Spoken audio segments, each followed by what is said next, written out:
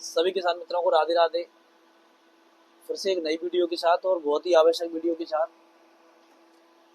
हमेशा से मैंने जो धान के पेड़ी के फार्मर्स हैं उनको हमेशा से समझाते आया हूँ कि अगर आप नर्सरी में ही ट्रीटमेंट अच्छे से कर लोगे तो आपकी ये कंडीशन नहीं बनेगी जो अभी वर्तमान में आसपास जो हमारा एरिया है उसमें बनी हुई है।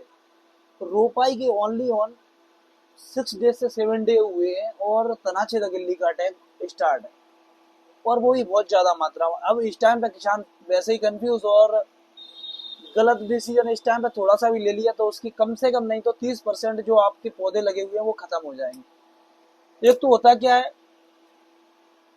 कि किसान उधारी के चक्कर में बेचारा इधर इधर कहीं ना कहीं कस्टमर कहीं से जहां से उसको प्रोडक्ट मिलता है वो लेके आता है, लेकिन जो प्रॉपर प्रोडक्ट सभी देते हैं, मैं नहीं बोलता कि कोई गलत देता है, लेकिन देता है, लेकिन कौन सा सुटेबल कर रहा है, कौन सा प्रोडक्ट देना चाहिए, स्प्रे डालना चाहिए या फिर मॉलिक्यूल नीचे डालना चाहिए, इस स्थिति में 7 दिन की नर्सरी में किसान को पता ही नहीं है। अधिकतर दुकानदारों को भी ये पता नहीं है कि हकीकत में अगर आपके 7 दिन की पैडी में तनाछेद गिल्ली का अटैक हो गया तो उसमें क्या डालना चाहिए क्या नहीं डालना चाहिए। पहली बात तो मैं आपसे एक बात पूछ रहा हूँ, 7 दिन की पेड़ी में अगर आपके में तनाछेद गिल्ली का अटैक हो गया और आपने उसमें स्प्रे करना चाहा तो वो काम कैसे करेगा? उसमें डंडी तो सिंगल खड़ी हुई है, ओनली सिंगल पौधा खड़ा हुआ है। 70% जो आप स्प्रे मारोगे वो वेस्टेज जाने वाला है। अब दूसरी बात करते हैं कि नीचे ग्रेनुअल में डालना है, तो नीचे ग्रेनुअल में डालना है तो किसान सिंगल फॉर्म में कुछ भी डालेगा। जैसे मान के चलो उन्होंने कार्टाप ले लिया 2.5 किलो, तो 2.5 किलो कार्टाप ले लिया, वो काम ही नहीं करने वाला, मुझे भी पता है। उसके साथ में कोई ऐसा मॉलिक्यूल देना ही पड़ेगा जिसका हल्का सा गैस रेशो बने, वरना आपके में रिजल्ट आएगा ही नहीं। 7 दिन से 8 दिन की में आपके में अगर तनाछेद गिल्ली का अटैक हो गया है तो पहले तो प्रयास करें, क्योंकि इस कंडीशन में आपके में एक एक पौधा खड़ा हुआ है। तो इस स्थिति में आपको प्रयास करना है कि स्प्रे लायक आपके पौधे नहीं बने तो वहां पे स्प्रे आपको नहीं करना है। अब आपको क्या करना है कि आपका खाद लगना है 8 दिन की, क्योंकि 1509 या 1847 यही पैडी होती है शॉर्ट टर्म की वेराइटी।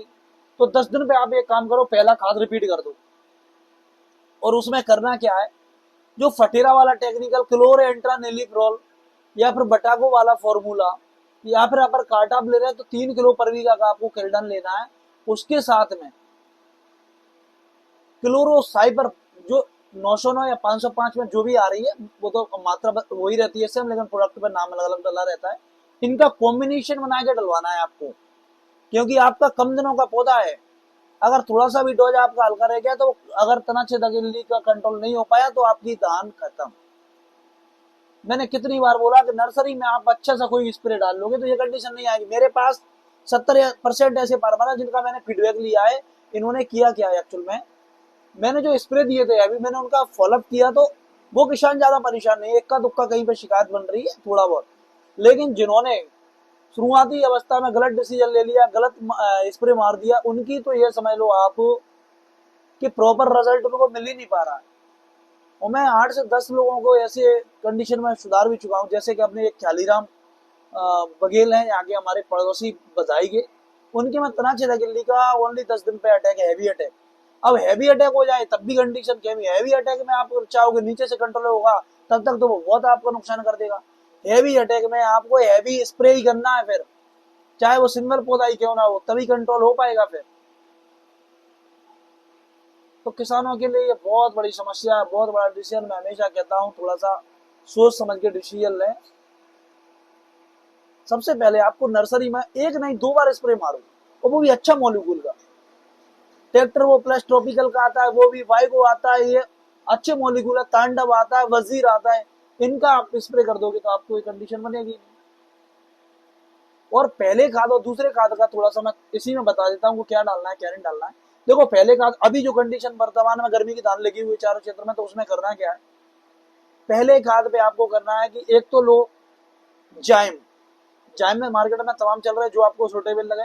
दूसरा फंजीसाइड जरूर ले, थाइपोनेट मिथाइल कार्बेंडाजिम मैनकोजेब को यहाँ पे रोक दो। थाइपोनेट मिथाइल 1 kg को 5 से 6 बीघा तक आप डलवा दो, वो भी ओरिजिनल कंपनी जैसे मेलविन वगैरह आता है, निचिनो का बहुत ही शानदार प्रीमियम प्रोडक्ट है, 1 नंबर रिजल्ट है उसका। ये दोनों का मिक्सचर करके, अगर आपके में इल्ली नहीं है तो ये दोनों पर्याप्त है। अगर इल्ली का अटैक हो चुका है तो कुछ काटा वगैरह के साथ में मिक्स करके, या फिर फटेरा या बटाको, या फिर अदरवाइज निचिनो कंपनी का सॉरी, ये भी आप डलवा सकते हैं। तो आपको रिजल्ट 100% मिल जाएगा और आपकी धान एक नंबर खिली हुई दिखने लगी। तो कुछ चीजें किसान बंधु आपको देखो, खुद आप बार बार दुकान वालों के पास जाओगे, चाहे मैं हूं या फिर अदरवाइज, आपको कोई ना कोई सलाह जरूर देने वाला मिल जाएगा, लेकिन प्रॉपर आप तो हर बार ही सलाह ले रहे हो और परेशान भी हो रहे हो। तो कम से कम खुद भी तो सेंस लगाओ अपनी दान में, ये हर बार कंडीशन में जानती है हम क्या गलती कर देते हैं। तो इस चीज का आप ध्यान रखें, और वीडियो अच्छी लगे तो लाइक करें, शेयर करें, सपोर्ट करें। Thank you. कार्तिक आप भी बोल रहे हो कुछ?